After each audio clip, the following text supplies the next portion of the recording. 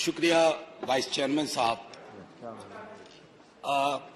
कोई भाषण की शक्ल में नहीं है, एक शोक संतप्त गणतंत्र के एक अदना नागरिक समझिए या एक जनप्रतिनिधि समझिए, उसकी ओर से कुछ बातें कही जा रही हैं।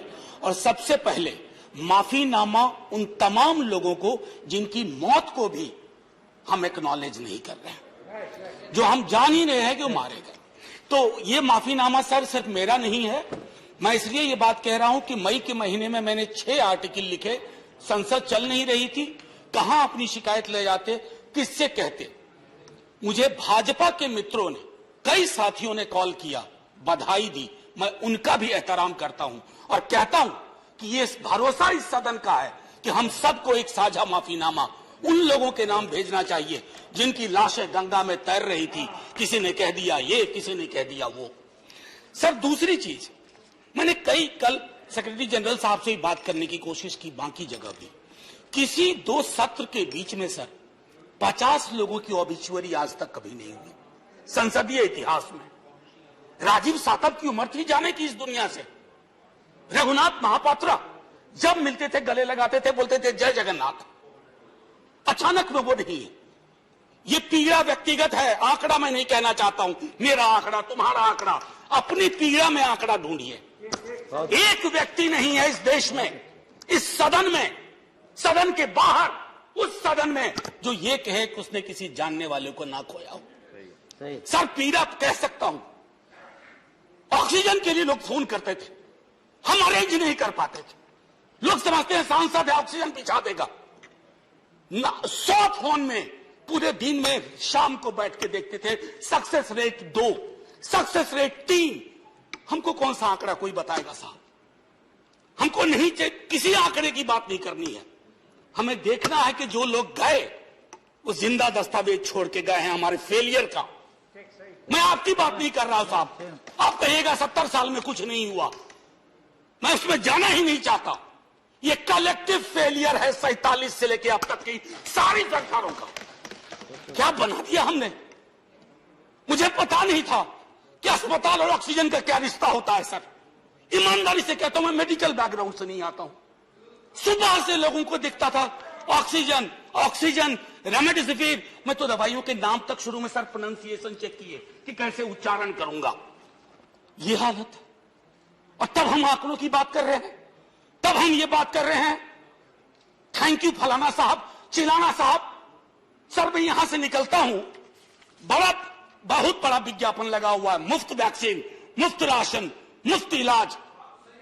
सर एक मिनट, मैंने किसी नहीं, please I don't want my time. मैं किसी दल की ओर से आज नहीं बोल रहा हूं। मैं दावे के साथ कहता हूं, मैं लाखों लोगों की ओर से बोल रहा हूं जो यहां बोलना चाहते हैं। अब मेरी बात सुनिए, आज शिकायत नहीं कर रहा हूं आपसे। ये वेलफेयर स्टेट है ना। एक साबुन की टिकिया अगर कोई गरीब गांव में खरीद रहा है ना सर, तो अडानी अंबानी के बराबर का करदाता है। आप उसको कह रहे हो मुफ्त वैक्सीन, मुफ्त इलाज, मुफ्त राशन। नहीं साहब, कुछ मुफ्त नहीं है, उसका स्टेट है। इस वेलफेयर स्टेट का कमिटमेंट है। उसको आप डिनाइग्रेट मत करिए, डेमोनाइज मत करिए, उसे बौना मत बनाइए। ये आग्रह है मेरा। सर मैं इससे पहले की कुछ और बातें कहूं, मेरे पास अभी वक्त है। सर इस कोरोना को मैं भी मानता हूं, मेरे पूर्व के वक्ता कुछ कह रहे थे, ये चैलेंज है हमारे लिए सर। बहुत बड़ी बड़ी बातें नए कानून की हो रही है। राइट टू हेल्थ की बात क्यों नहीं करते हम लोग? राइट टू हेल्थ, स्वास्थ्य का अधिकार, उसमें कोई किंतु परंतु लेकिन परंच नहीं। सीधे तौर पे स्वास्थ्य का अधिकार constitutionally guaranteed. Right to life के साथ लिंक करिए। किसी अस्पताल की मजाल नहीं होगी कि वो उस खिलवाड़ कर पाए उस राइट टू लाइफ का। करना नहीं चाहते।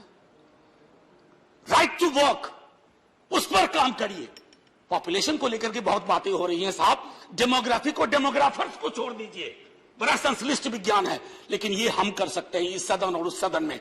Right to life, right to work पर लेजिस्लेशन लाइए ताकि कोई आपदा आए। अभी तो हमारे लीडर ऑफ हाउस नहीं है, नए बने हैं।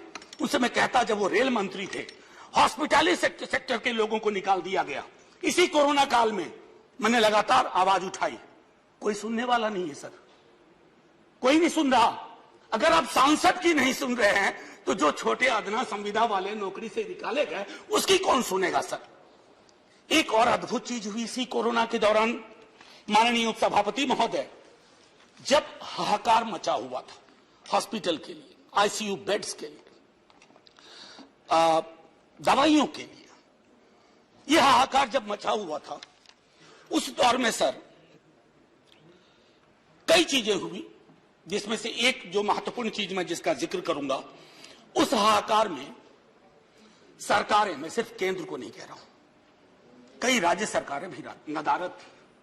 वो 1.5 महीना कैसे बिताया है इस मुल्क ने। हमारे सदन के कोई लोग बड़ी मुश्किल से बच के आए हैं, मैं नाम नहीं लूंगा। पूरे देश ने वो वक्त कैसे बिताया है, नाइटमेयर की तरह लगता है सर, डरावना लगता है। एक मेरा स्टूडेंट पढ़ा है, वह 37 साल का, हॉस्पिटल का बेड जब तक मैंने अरेंज किया वो दुनिया छोड़ के जा चुका था। मैं इसलिए बार बार इसको इसलिए ये कह रहा हूं कि इसमें व्यक्तिगत पीड़ा को ढूंढिए, तब हम इसका निदान ढूंढ पाएंगे। मेरी नाव तुम्हारी नाव, मेरा काल तुम्हारा काल, ये तो बहुत कुछ हुआ, इस भौकाल से आपको कुछ हासिल नहीं होगा। सर बस 1 मिनट और लूंगा, जो मैं कहना चाह रहा था। सर एक खत मैंने मृतात्माओं के नाम लिखा था, कुछ कर नहीं पा रहा था, बेबसी में एक खत लिखा जो लोग इस दुनिया से चले गए। उसमें कुछ मैंने सलाह दी थी सर सरकार से, और ये जो उस बीच में कहा गया कि सरकारें फेल नहीं की, सिस्टम फेल कर गया। अरे साहब, ये सिस्टम कौन क्या है? बचपन से सुनते थे कि सिस्टम के पीछे व्यक्ति होता है, सिस्टम के पीछे एक संरचना होती है।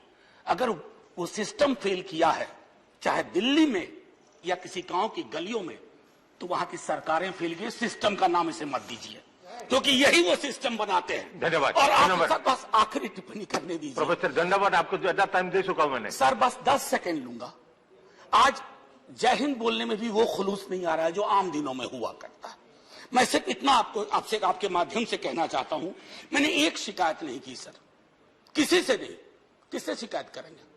आहत हूं, जगाना चाहता हूं स्वयं को भी, आपको भी, क्योंकि अगर गंगा में तैरती लाशें, सर जिंदगी में डिग्निटी चाहिए, मौत में उससे बड़ी डिग्निटी चाहिए।